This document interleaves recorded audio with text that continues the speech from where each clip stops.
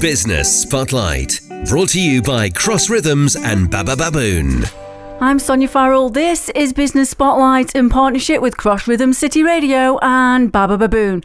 Joining me in the studio this week, we've got Chris Pitcher from Stoke Chiro Spinal Health Centre. Hello, Chris. Hello, Sonya. How are you? I'm good. How are you? Very well, thank you. Good. I'm just trying to now put my posture. Did you see how I sat up? I know. I'm trying to make sure that I'm immaculate the whole time as well, so you're not the only one. But I'll twist, so don't tell me off till the end. I won't. I'll keep my criticism off air. Good. Well, thank you so much for coming in here on Business Spotlight. Now, Chris, I'm going to ask you, first of all, because chiropractic centres, even I've noticed over the last few years, they just seem to be more and more apparent, and you just see more popping up. Do you know why that is from your own experience? I think it's an interesting one. I think that they've always been there. The profession's always been larger than people have maybe known. Obviously, it's niche, but it's a big niche. So it's one of the largest healthcare professions in the world.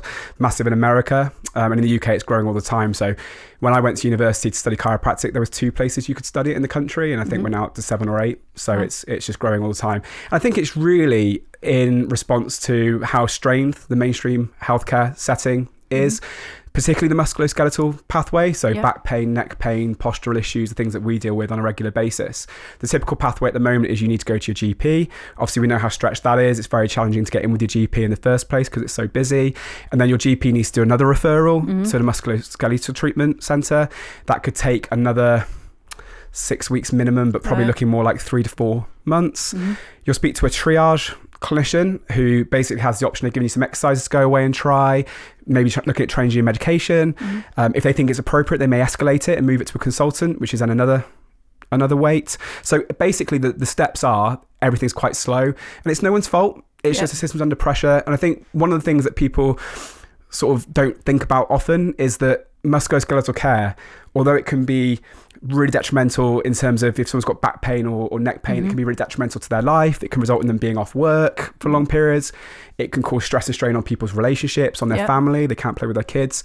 But for the NHS, it's just not as big a priority as some of the more pressing issues, things like diabetes, secondary to obviously issues we've had with obesity and things like that, into heart disease, heart attacks. People are living longer, so you've got Alzheimer's, dementia, these sorts of things. So really back pain in the list of, for the individual who's suffering from it, back pain is absolutely priority number 1, is ruining their life. But for the healthcare system, it's pretty far down the list, and it just hasn't really got the resources that it needs. The other challenge that you see with the mainstream healthcare setting is you've got the physiotherapy pathway, which is now generally called a musculoskeletal pathway. So you have got physiotherapists still running that, but you do have osteopaths involved in that and chiropractors in different parts of the country. I've got a couple of friends who are chiropractors who work in that pathway. But it is very much an exercise heavy pathway. It's a case of give you some exercises, come back in 6 weeks, let's see how you're getting on. And of course, if those exercises aren't really helping, you're a bit stuck because then you've got to escalate to the next pathway. And the problem is often a lot of patients have already found those exercises. So, the frustration for patients can often be that, I've been doing that and it hasn't helped, but I don't know what to do next. But the musculoskeletal pathway can't send every single person they see for an MRI scan. It's just not possible. And even if it was possible, there's challenges with that because what you see on an MRI scan and what you see with the individual in the room aren't always the same thing. So as you can imagine, there's a huge amount of challenges. So what we find is that, getting to the question, what we find is that the musculoskeletal pathway at the moment has a big jump from exercises to then injections or surgical interventions or heavier medications. So it'll be basic medications and exercises, and then a big jump to the next step up, which obviously people are more tentative about going down that pathway. And to be fair to the consultants, also are reluctant to do it unless they have to. Now, in that gap is all the manual therapies, which is manipulation, mobilization, which is generally sort of osteopaths and chiropractors are seen as specialists in that area, dry needling and acupuncture techniques, which have been around for a couple of thousand years, and where a lot of things have dropped off in popularity and become less popular and become smaller.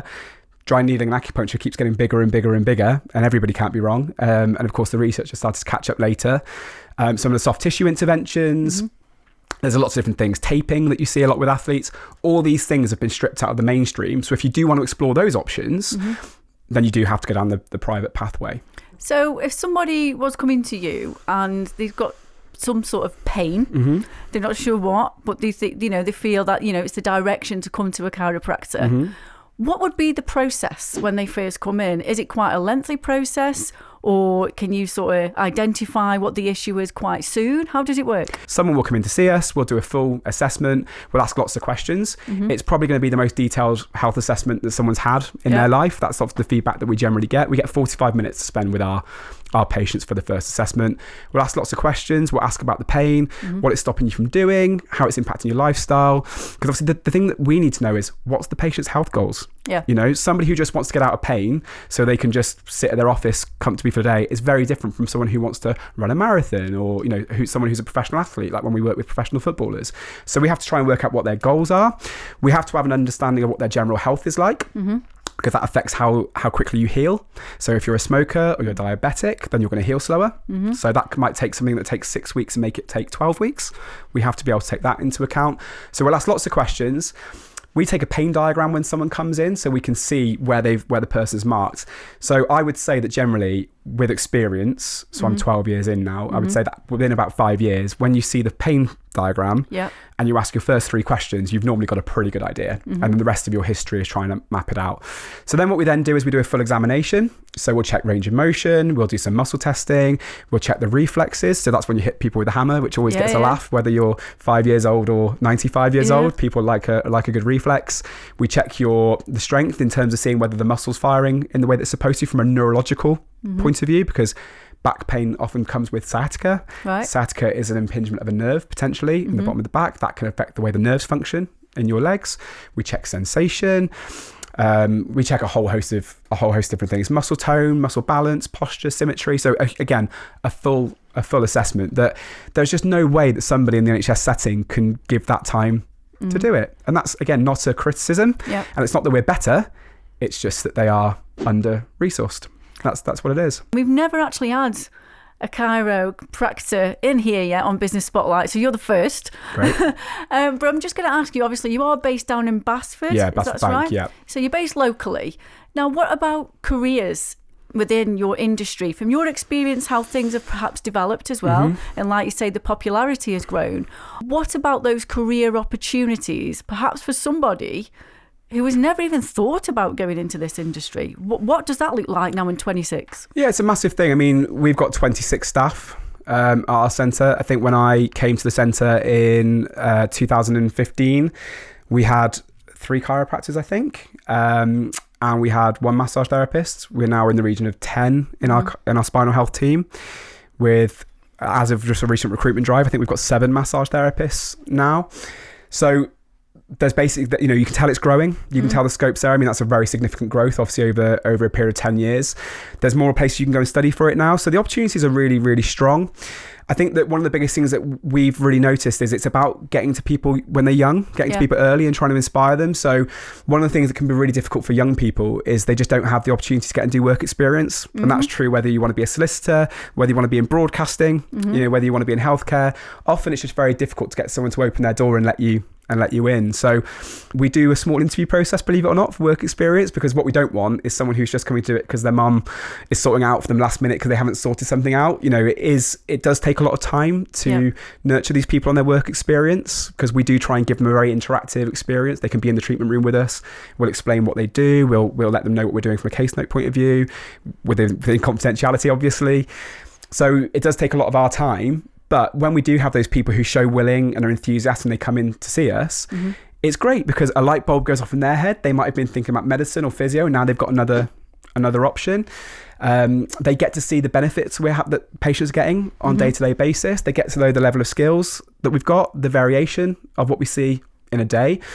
And many of them are passionate and inspired and go on to want to do it. So we've got at least 3 or 4 people that I can think of at the moment that are at university studying to be chiropractors after doing their work experience. We've got 3 people from Stoke-on-Trent that have been through the work experience pathway with us and now work with us, which is so lovely because they come and do their work experience when they're like 15 years old and now they're 23, 24 years old, and now we've got the benefit of having people who love what we do.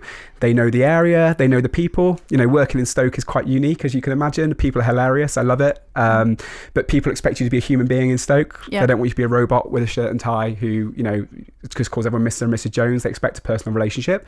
So the work experience people that we have, they understand that. They understand the people, they understand the area, they understand the systems. So what we get is somebody who's highly competent, really highly trained, passionate about what they do, and passionate about what we do as a business. And I think that's where we've been able to grow. So the career prospects are great, generally speaking. It is growing all the time.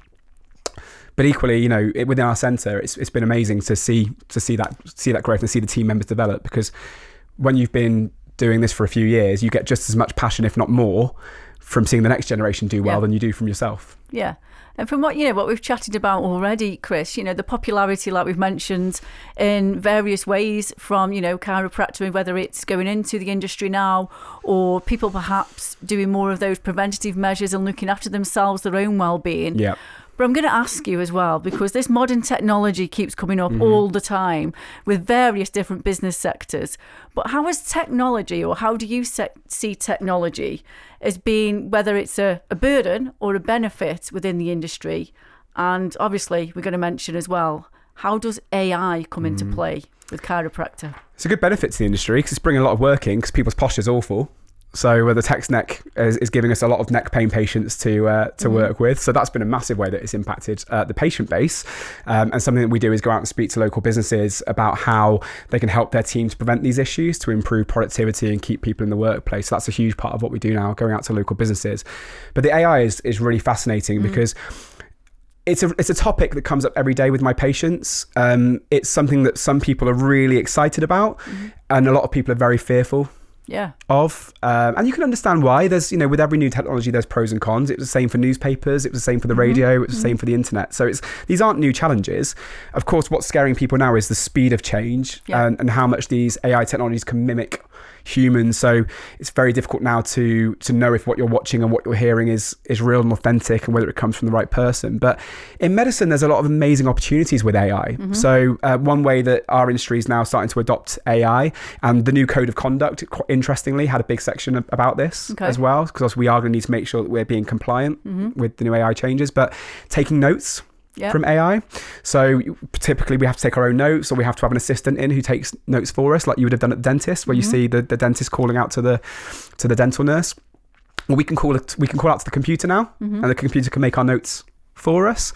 The notes can transcribe. So in some practices now, we don't currently implement this, but in some practices now, you can get a transcription of the session, so that the computer notes can be taken straight away. Medical notes can be formed and reports. It's really good for patient safety because there's a record of what's happened in the room. So it helps with safety for the practitioners, safety for the patients. So there's that aspect of it as well.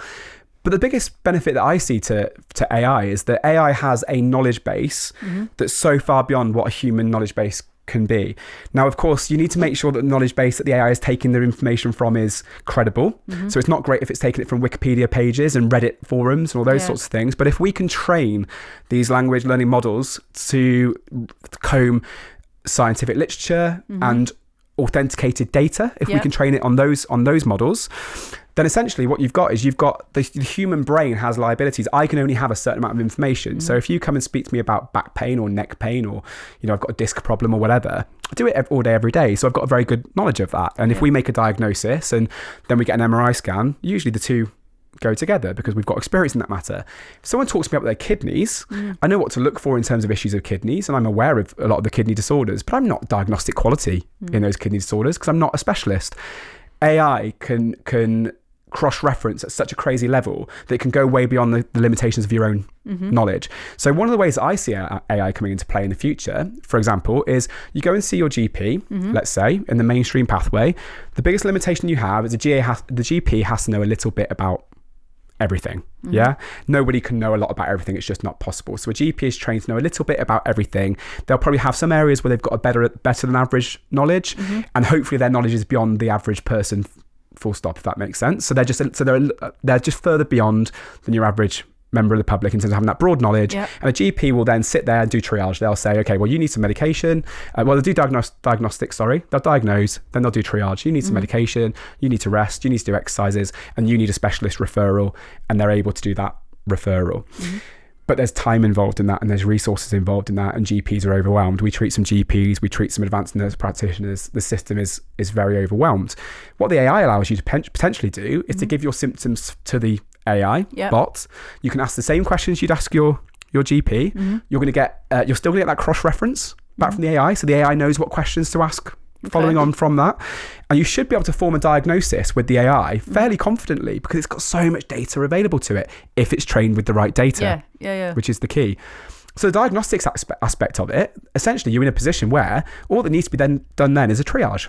So if you have an NHS bot that does this, that's really highly trained, instead of having to try and wait for a GP appointment, which is people's biggest frustration, the AI bot can say, okay, well, you need to see the GP for an actual physical examination. You need to go to a pharmacist. You might as well go straight for an MRI scan, and you can go straight for the referral pathway. That hasn't come in yet in the UK. It's being used a lot in the private sector in America, a lot more. But I do think that will happen. I do think that will come. And the government is taking a lot of criticism at the moment. It's a difficult time for any government who would have been in power. But on the ground, we have already seen some changes in terms of the NHS referral pathways. The NHS app has been absolutely phenomenal, because when a patient comes in now and they've had blood tests or they've had scans, we can just ask them to bring them up on their NHS apps. Some of the referrals for MRIs and things are starting to move forward. So there are some good signs, and AI in healthcare can bring massive benefits. But again, the key thing with the AI, as any of the business owners that are using AI a lot will know, it all depends on the data that it's trained on, and you still need the human scrutiny. One last question now. 3 top tips that you could perhaps provide to somebody who's actually in the workplace, whether it's a business owner, a director, somebody really in a busy lifestyle. What would you offer them as 3 tips to look after themselves while working? Do you know, the big thing here is it's the basics. So the first thing is get your ergonomics right. So just basic things, make sure your screen's at eye level, make sure your feet are on the ground. If they're not, that you've got a stool to put your feet on. Make sure you've got a good ergonomic chair like the one you've got today with a lumbar support in there. But within that, when your ergonomics are good, you still need to be aware of your posture. So just educate yourself on what good posture looks like. Again, talking about AI, the great thing is if you go onto Gemini or ChatGPT or whatever you prefer, and just type in, how should my desk be set up to reduce stress on my body, you'll get some really great descriptions. You'll probably get some pictures back on that straight away. So that's the first one. The second one is that no workstation setup can save you from sitting down for 8 or 9 hours. No. We are just not designed to sit for that long. So we talk about posture breaks. So just every 20 minutes you need a posture break. Now, when I go and speak to businesses and I say that, especially the people at the management, their eyes light up and they panic and think straight away, you can't tell my staff to all have a break. A posture break literally means anything that breaks the posture. So we are talking about standing up, sitting down, 2 seconds, rolling the shoulders, rolling the neck. You could probably do a whole routine in 10 seconds that would give your body a complete reset. Okay. Sounds like such a simple thing, but if we ever speak to somebody we've made that recommendation to a month later, obviously for a well-being check or something like that, when we speak to them a month later, they'll say it's been a complete game changer. So just move often, and probably every hour go for a little wander. And the third thing, again, just an obvious one, is just make sure you drink enough water. You 100%. You need water to function. You need it for your brain clarity to be working properly, to prevent headaches. When you get fatigued, what do? You slouch, you sag. So really, those are the 3 things that I think if every single person could do would make a huge difference. And it really is about making small changes. Nothing we're asking people to do should stretch them beyond what they can achieve. Chris, thank you so much for joining us. Thank you, Sonya. Thanks for having me. No, you've been an absolute joy. Thank you. That's Chris Pitcher from Stoke Chiro Spinal Health Centre here on Business Spotlight with me, Sonya Farrell. Business Spotlight, shining a light on our local business community. Brought to you by Cross Rhythms and Baba Baboon.